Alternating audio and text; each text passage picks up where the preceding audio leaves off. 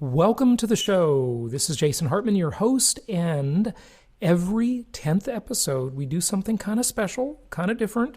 What we do is we go off topic. So regardless of which show it is on the Hartman Media Network, whether it be one of the financial shows, economics, real estate investing, travel, longevity, all of the other topics that we have, every 10th episode, we go off topic and we explore something of general interest, something of general life success value.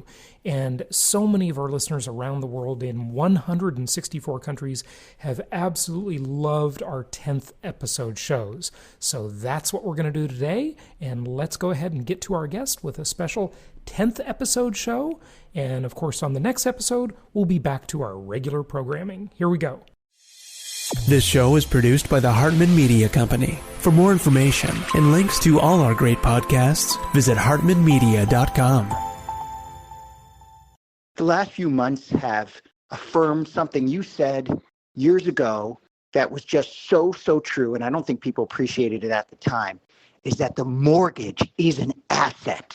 But now, given where interest rates are now, to think, oh man, I got this sub 3% mortgage. Why would I ever sell? It's tremendous. It's much more valuable than the house itself. Welcome to the Creating Wealth Show with Jason Hartman. You're about to learn a new slant on investing, some exciting techniques, and fresh new approaches to the world's most historically proven asset class that will enable you to create more wealth and freedom than you ever thought possible. Jason is a genuine self-made multimillionaire who's actually been there and done it. He's a successful investor, lender, developer, and entrepreneur who's owned properties in 11 states, had hundreds of tenants, and been involved in thousands of real estate transactions. This program will help you follow in Jason's footsteps on the road to your financial independence day. You really can do it. And now, here's your host, Jason Hartman, with the complete solution for real estate investors. It is my pleasure to welcome Cass Sunstein to the show, and he is the author of many books, including the one we're going to talk about today, which is entitled Look Again, The Power of Noticing What Was Always There. So Cass, welcome. How are you? I'm great. Thank you so much for having me. Good. It's good to have you on. Tell us a little bit about your body of work, if you would, and then let's dive in deep to the book. Okay. Well, my body of work has too many pages, and it has too many words, and it has too many volumes. That's what I'd say. But I've enjoyed every single one. Yeah, good stuff. So noticing what was always there, tell us about that, if you would. Okay, so the basic idea is fundamental to our species, and actually every species, is habituation, which means that people really show decreasing sensitivity to stimuli, which means if you go into cold ocean, maybe in Florida, the first minute is going to be really awful unless you're insensitive to cold, but the 10th minute will be completely fine, and you'll be asking your friends to come on in. If you go into a room that has smoke in the first minute, you might think, why have I gone into this smoky room? But after about 20 minutes, you will show decreasing sensitivity. On a vacation, the first day is going to be good. The second day is going to be really good, and it's going to be less amazing thereafter. That's because people habituate to the wonderfulness of vacations. And this is true for money, by the way. It's true for investments. It's true for everything. Yeah, I guess the positive side, it's not really positive, but your last example about vacation, it reminds me of something I talk about a lot, which is hedonic adjustments, and how we just sort of become accustomed and our expectations get higher, ever higher and higher. So that's something we need to guard against, because it really precludes the idea of gratitude, which is an important factor in life, right? Okay, that's great. So let's think of hedonic adjustment as being specified by the idea of habituation. So let's suppose you have a leg that doesn't work, and the first month is really terrible. You can't run anymore. But after a while, you will show hedonic adjustment, and the negative effect of a leg that doesn't work on your well-being will be a lot less than you anticipate. Or let's suppose that you gain a ton of money and you have a really nice place to live, and the economic situation you're experiencing is something that would have thrilled you 2 years ago, and now after a while, that's basically life. One problem is habituation can make us too immersed really into the amazingness of our lives, so that things that we should be thrilled by and astounded by are things that we are just kind of nodding to. And I love your point about gratitude, because the reason gratitude works when it does is that it dishabituates. It takes us away from the thing that we're immersed in, and we say, how did I get so lucky as to? Now, the idea of gratitude rituals is a little too sentimental for my personal taste, but they really work. And the reason they work is exactly what you said, that they take adaptation to what we are experiencing and put a barrier between those things and us. Yeah, absolutely. And, I might be making a mistake here, but as you speak and, I look at the information about the book, I sort of want to place a value judgment on it. And that might be a mistake, or maybe it's a good thing. I'm not sure. But in some ways, this is good, right? Because progress would involve us getting to one plateau and then expecting more and expecting more. And that makes us move forward, right? But also it can keep us from being grateful for what we have. So how do we kind of reconcile this, Cass? Okay, that's fantastic. So I'd say the main theme of the book is science. My co-author is a neuroscientist, and I play a scientist on TV, though I'm a lawyer. I'm keenly interested in scientific facts. So the main question is, with respect to things that are fantastically good, let's say a nice house, a nice relationship, the fact that we're not starving, how can we come to a big smile or a big sigh of relief that those things, we happen to get lucky enough? And how can we dishabituate to things that are bad, like, let's say, cruelty at work or inefficiency at work, or let's say something that's not going so great in our town? People tend to habituate to these things, and that's not so great. A lack of freedom people can habituate to, a lack of economic opportunity people can habituate to, and how can we dishabituate? These are kind of scientific questions. On the value question, you're completely right that habituation, let's say, to something that's really good, so that we're not amazed by it anymore, can make us search for something different and even better. So if you're thrilled by your entry-level job for, let's say, 70 years, and you retire at 90 in your entry-level job, that's probably not a full life. To get spurred by the, let's say, tedium that habituation produces is a very good thing. With respect to the balance, I think we've given dishabituation short shrift, and that the evolutionarily mandatory phenomenon of habituation is something against which we should take a somewhat tongue-in-cheek stand, saying that all of us need to dishabituate and be able to see the pixie dust on the things we've taken for granted that are positive, and all of us need to dishabituate so we can see things that aren't so wonderful, even, let's suppose, in sunny climes, or even in amazing Massachusetts, where I'm right now, to see things that are not so good for what they are, and not as the furniture of our lives. Yeah, that's a great point. So it makes me wonder, and I don't know if you discussed this, but is this a survival mechanism in some way? Did we evolve this way for a reason? Is there, tell us about a theory on that. Okay, completely. So let's take your great ancestors, who happen to be mine too, so we're related, hi cousin. And that's because our ancestors were not as cultured as we are. They didn't speak, they could swim, and our ancestors were extremely attentive to change. They'd start swimming really fast. If things were constant or changing slowly, they'd stay stationary. Those are unicellular organisms that are all of our ancestors, and that's evolutionarily a good thing, because if you are a unicellular organism, or if you're, let's say, in ancient times in a hunter-gatherer society, if things are constant or staying slowly, there's no surprise signal, steady. It's okay. But if you just hear instead a roar of an elephant or see a shadow of a predator, then the surprise signal kicks into the brain and you run. And that suggests that there's limited mental bandwidth for knowing what to do in a moment. And if something is novel on the scene, that surprise signal our brain offers us is extremely adaptive. If we didn't have the surprise signal, or if we had the surprise signal all the time, things would go, as they say, south. Yeah, I remember learning a long, long time ago about maybe this is more your co-author's area, but about the reticular activating system, and that's the system in our brain that keeps out the trivial information, right? And makes us focus hopefully, on what's important, right? We've got to have a filter because there's way too much stimulation coming in all the time. And, folks listening, it's very easy to just do this experiment. Just sit outdoors, ideally sometime, and just really listen. There's a lot more sound, especially in a place like Florida where you've got birds and insects and everything here. There's a lot more going on than you're paying attention to. I remember, and this maybe speaks to the gratitude thing, one day I was messaging someone when I lived in Scottsdale, Arizona.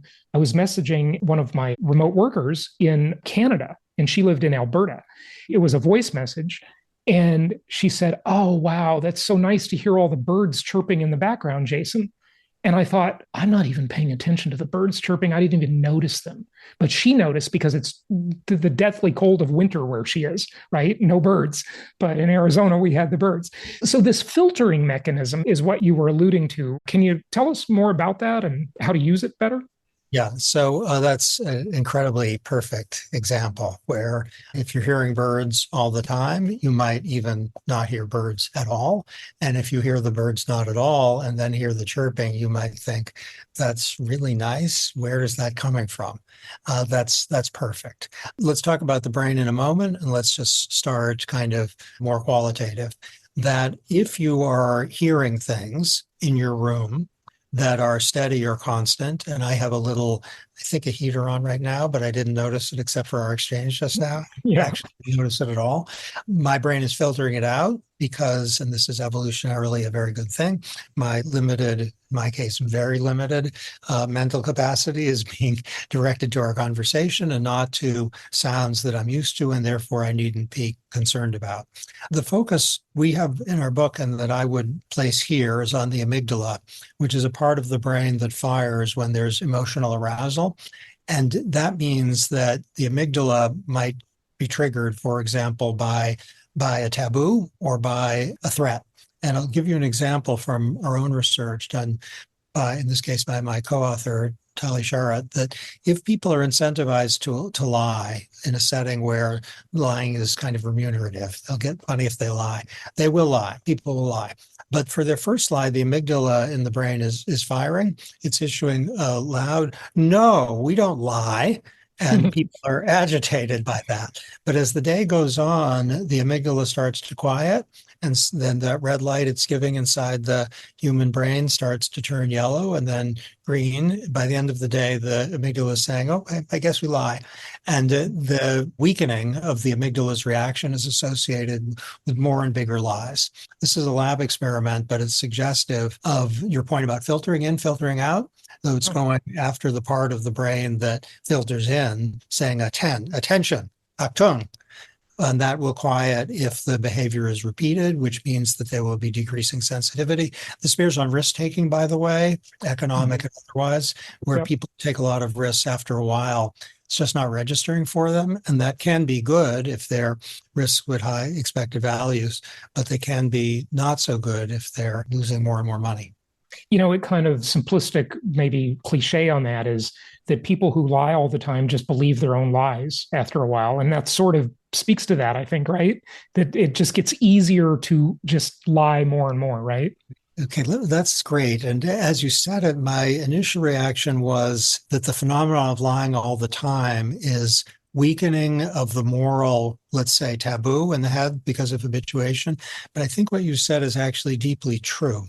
And let's go at it from another stream of research. It's called the illusory truth effect. where if you hear, I hadn't thought of this, by the way, until you said it, though, so particular thanks, though the illusory truth effect is in our book. The illusory truth effect means if you hear a lie a couple of times, you tend to believe it. It's a very powerful effect, where if people hear something said twice, let's say Tom Brady is the second greatest quarterback of all time, that's because Patrick Mahomes has passed him, which means he's the second greatest. I just lied twice. I'm a big Tom Brady fan. Mahomes is fantastic. He's not there yet. But having said it twice, people who listen to it, sorry, everybody, will have a part of their mind that says maybe Mahomes has passed Brady. And that's a phenomenon. Lie twice or more, people find it easier to process it. The surprise signal isn't going off anymore, tend to believe it's true, which is why I think that what you said is right. If people lie a lot, it's often said they tend to believe their own lies. Why would that be? We now have what, in my mind, is a novel account. It's because people lie a couple of times, are showing the illusory truth effect with respect to their own statement. They've said it and heard it a few times, so they believe it, which is welcome to humanity. Easier, truthier. Yeah. You keep making me think of depositions and legal proceedings and courtroom testimony, because I think part of it, Cass, might be that once the person speaks the lie and the world didn't end or they didn't get called out on it, they just kind of keep doing it, right? And it's pretty interesting stuff. And their own moral horror, if it's that. I mean, I had a friend a number of years ago who cheated on his taxes. Mm-hmm. And the fact that he cheated on his taxes surprised me. The fact that he talked a lot about cheating on his taxes shocked me. Not a good idea. Well, it was a little not prudent. Yeah. But the fact that he talked so much about it was, I think, a product of exactly what you said, that he did it a lot, and the signal in his brain that this is morally not a good idea, as well as a very risky to have. Yeah. So he was like, he had habituated not only to lying, but to lying to the government. Yeah. Wow. That's risky. The IRS has whistleblower rewards, folks. So don't be bragging about lying on your taxes if you're going to do it, but don't brag about it. So, Cass, honesty with taxes. It's almost tax day. Honesty with taxes. Exactly. So, Cass, one area that I think this maybe changes for all of us is over the course of many years in our lives. Certainly the idea of a midlife crisis, right? We've all heard that. Movies have been made about it. Books have been written about it. Countless marriages have ended because of it. Both men and women have midlife crises. Men, I think it's maybe more noticeable because they buy a sports car. Certainly both parties do. How does this play into that concept of different sort of decades of our lives, if you will?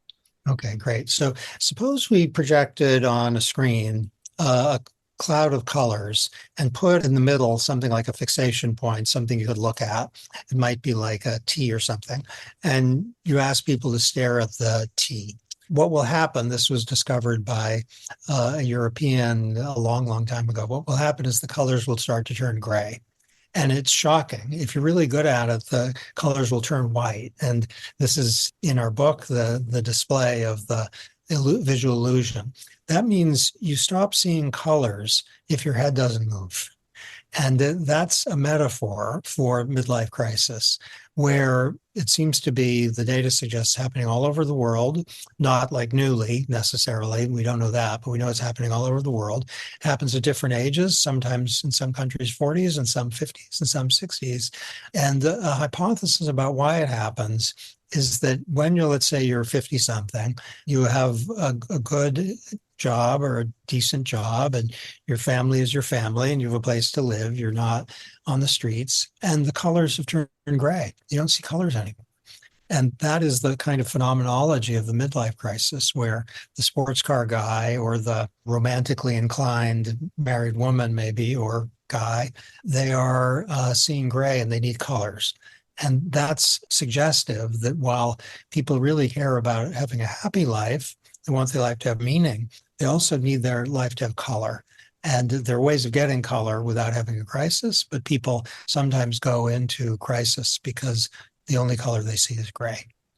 Before I let you go, Cass, please tell us how we can be better at seeing colors and looking at life through new eyes. And as I have grown from living in poverty as a child, pretty much, to being very successful as an adult, I'm noticing that about myself. Nothing really like amazes me anymore. And if you think of that great Andrew Lloyd Webber piece in Evita, nothing can thrill you, nothing fulfills you. Maybe that's not from Evita, but anyway, one Andrew Lloyd Webber piece. It's really good lyric because it speaks to that. How do we value the world? I mean, after I read Walden by Thoreau, that made me really try to appreciate more of these just little things that just happen all around us that we don't appreciate normally. At least I didn't.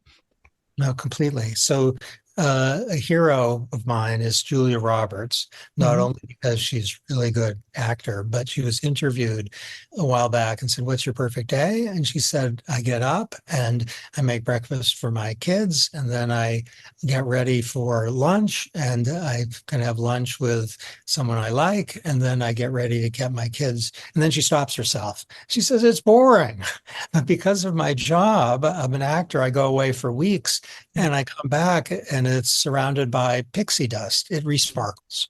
So the point is for people like you and me, if you're doing well, and obviously you are, I have an office and I have a job and I'm not struggling, but to see things that are, I'm struggling with my new book, but in general, not struggling.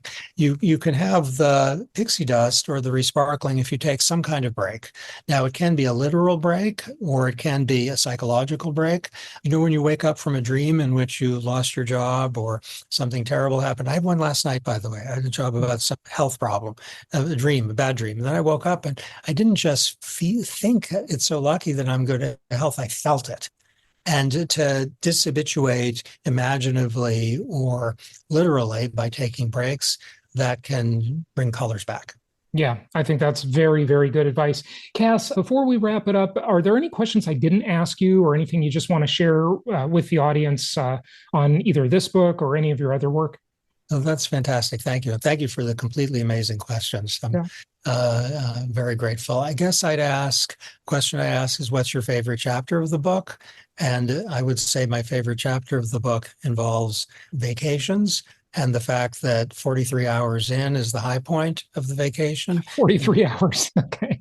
Yeah. That's the magic point. Okay. And that's because after 43 hours, the colors are a little less bright. The champagne is a little less amazing. The hotel room is a little less surreal.